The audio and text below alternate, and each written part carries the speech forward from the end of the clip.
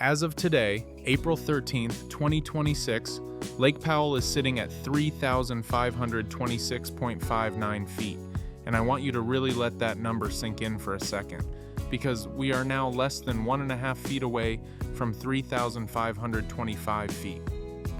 That's the buffer line. That's where the Glen Canyon Dam starts running into real physical trouble generating hydropower. 2 feet, that's it. Right now, the lake is at just 23% of its total capacity.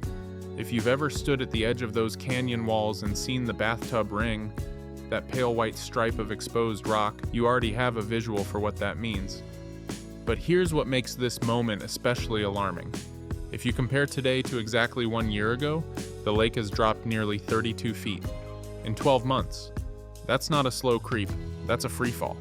We've lost over 1 million acre-feet of water just during this 2026 water year alone. And when you look at the daily numbers, it makes sense why. On April 11th, roughly 6,100 cubic feet per second were flowing into the lake, but we were releasing over 8,100 cubic feet per second downstream. We are spending more than we are bringing in. Think of it like a bank account you keep overdrawing. Except the stakes here aren't overdraft fees. The stakes are the water and power supply for tens of millions of Americans. Now, for those of you who've been following this for years, you know the Bureau of Reclamation has a tier system. We blew past full pool, 3,700 feet. So long ago it almost feels like ancient history. What we're staring down now is the minimum power pool at 3,490 feet. If the water drops to that level, the turbines shut off.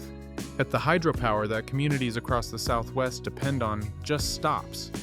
And below that, at 3,370 feet, you hit dead pool, where the water is so low it can't even pass through the dam's primary release tunnels at all.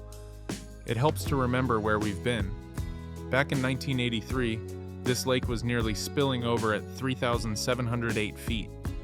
Today, we are 181 feet below that peak.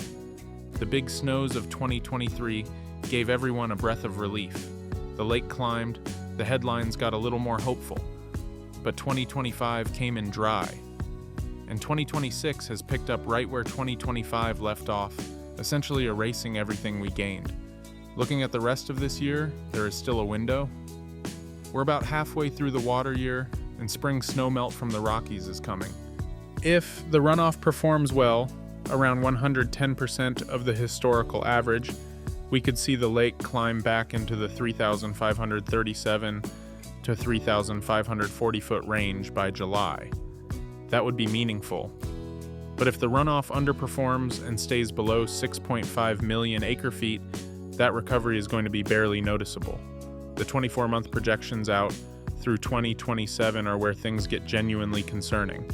By December of this year, depending on conditions, the lake could be anywhere between 3,519 feet and 3,565 feet.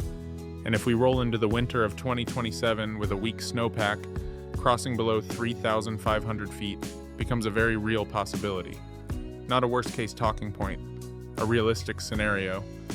Right now, the dam is operating under what's called a mid-elevation release tier, pushing about 7.48 million acre-feet downstream.